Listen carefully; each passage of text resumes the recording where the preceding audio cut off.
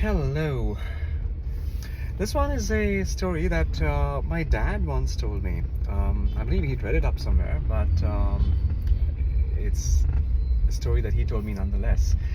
And it's something that resonated with me quite a bit because I thought my dad, pretty much lived this story, either knowingly or unknowingly.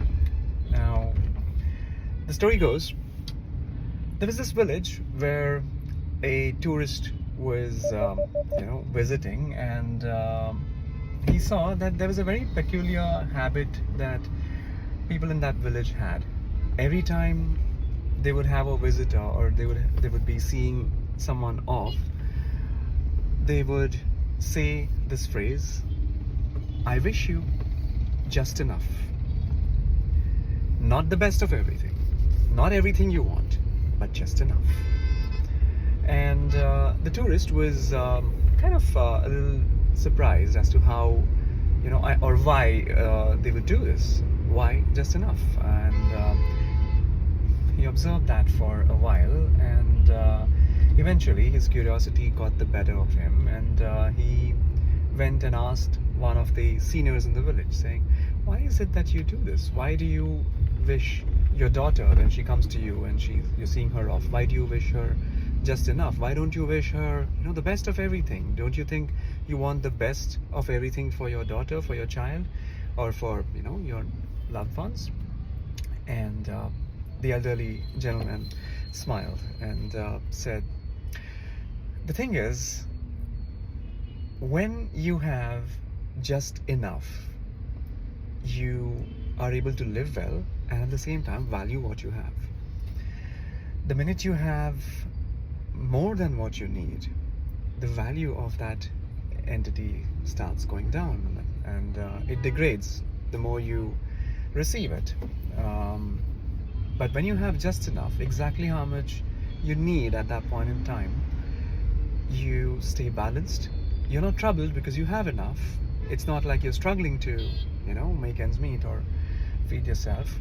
But it's also not that you're taking things for granted. Like, you are making the most optimal use of the resources that, you have been lucky to have received." And the reason I said that this story resonated with me was that I saw my dad live his entire life in this way, again, probably unknowingly, but he would hardly keep anything for himself beyond what he really needed. So if he made some money, he was far too generous, and he would basically be giving it off to others in one way or another, basically making sure that others also had things that they needed. It could be food, it could be something else. And he was a very brilliant man, but I never saw him live a very luxurious or flamboyant life. I always saw him have just enough. Every birthday of his, when I would ask him as to what he would want, the kind of things he would ask for were so petty. He would ask me for, I don't know, a little a pair of shorts, a t-shirt, because he needed one for home. I mean, it was just, at that time it felt like he was being unrealistically frugal or unnecessarily frugal with things, but I realized that is what he needed at that point in time, and he did not go after things that were beyond what was literally the necessary. And so also he made sure that he would put in enough effort to make sure that every one of us in the family were comfortable to the extent he could make it work.